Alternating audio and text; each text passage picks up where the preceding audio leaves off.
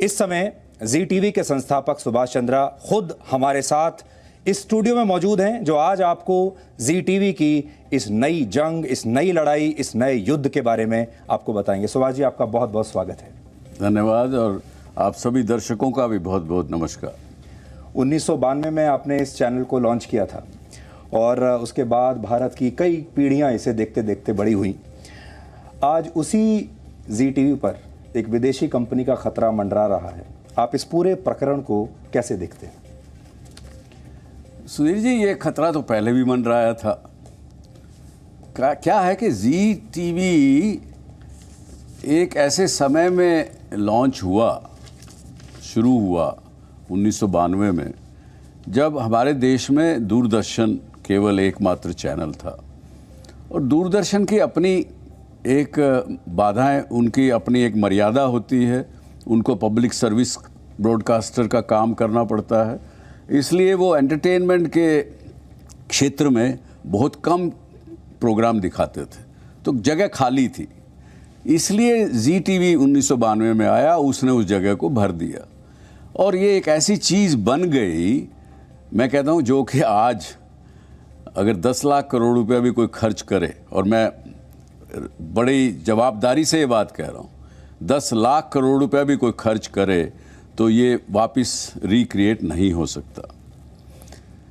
इसके ऊपर जो हमले की बात है, मैं 1 मिनट में कहता हूँ आपको, क्योंकि इस नेटवर्क को देख के अपने देश की 3-4 जनरेशन बड़ी हुई है पिछले 30 साल में।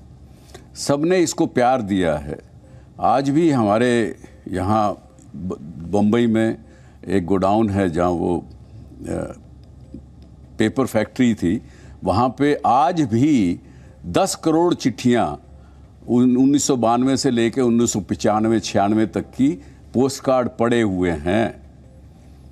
तो ये चैनल मेरा चैनल नहीं है, ये चैनल इन्वेस्को का नहीं है, ये चैनल देश के, भारत के 2.5 लाख शेयर होल्डर्स का चैनल है। इसके ऊपर विदेशियों का अटैक 1994 में भी हुआ। 1994 यानी 2 साल केवल हुए थे। उस समय मुझे $500 मिलियन ऑफर किए गए एक विदेश के मीडिया बैरन के माध्यम से। मैंने उस समय भी उसको कहा था कि India is not for sale.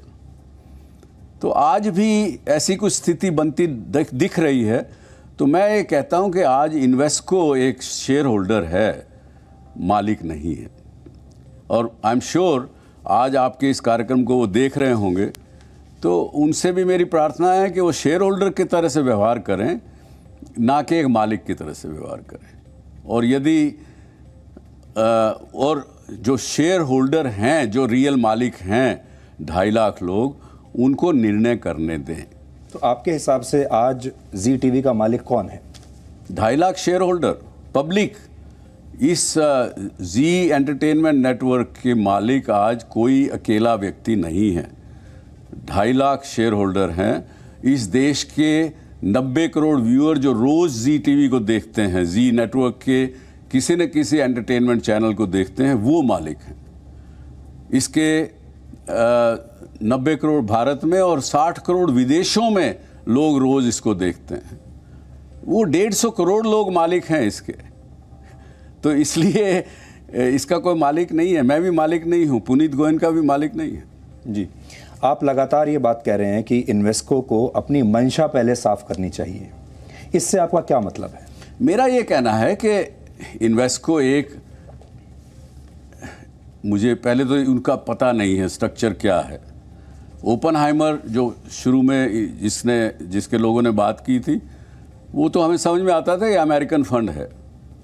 ये जो फंड है जिसने OFC चाइना फंड LLC कुछ ऐसा नाम है, हमें इसका पहले तो समझ में नहीं आ रही कि ये चाइना का फंड है कि कहाँ का फंड है। दूसरा, वो तो चलाने वाले नहीं हैं। इतने बड़े मैमथ नेटवर्क को एक प्राइवेट इक्विटी का व्यक्ति चला नहीं सकता।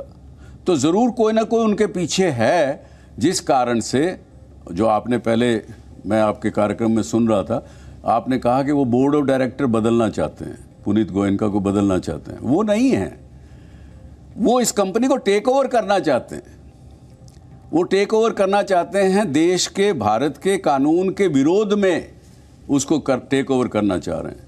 वो सीधे रास्ते से नहीं आ करके एक गुप्त रूप से, इलीगल तरीके से टेक ओवर कोड को हटाते हुए, बचाते हुए, I&B मिनिस्ट्री की जो सिक्योरिटी क्लियरेंसेस डायरेक्टर्स को लेनी चाहिए उसको भी बचाते हुए, केवल वो एक कंपनी लॉ का एक प्रावधान है उसके पीछे छुपकर इस कंपनी को हथियाना चाहते हैं, हड़पना चाहते हैं। जी, तो जो ज़ील यानी जो जी टीवी है, ज़ील का जो बोर्ड है उस पर आज किसका कंट्रोल है? उस बोर्ड पर किसी का कंट्रोल नहीं है। आज 6 बोर्ड मेंबर हैं, 7वां पुनीत गोयनका है। वो इस विषय में वो पार्टिसिपेट भी नहीं कर सकता। 6 के 6 बड़े इज्जतदार डायरेक्टर हैं, उन्होंने अपना इंडिपेंडेंट निर्णय वो लेते हैं।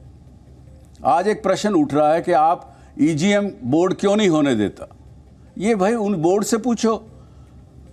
बोर्ड इंडिपेंडेंट है, उन्होंने अपने लीगल एडवाइज़र अपॉइंट कर रखे हैं, उन्होंने सुप्रीम कोर्ट के जजों से राय ली है। उनको ये बताया गया है, जो मुझे पता लगा है, कि ये जो रिक्विजिशन इन्वेस्को की तरफ से आई है वो इल्लीगल है। इल्लीगल रिक्विजिशन के ऊपर बोर्ड का एक ड्यूटी बन जाती है, ड्यूटी बाउंड है बोर्ड। अगर वो गलत है तो वो शेयर होल्डर के सामने वो चीज़ को प्रस्तुत ना करें, बल्कि उसको एक्सपोज करें। ये उनकी ड्यूटी है, ये कानूनन बात है। कानून में लिखा हुआ है कि अगर रिक्विजिशन ऐसा कोई अगर इल्लीगल है, उसमें कमियां हैं, अगर वो कानून के विरोध में है तो उसको वो नकारें। बोर्ड का इंडिपेंडेंट निर्णय है। पुनीत गोयनका का, मेरा, किसी का भी उसके ऊपर कोई अधिकार नहीं।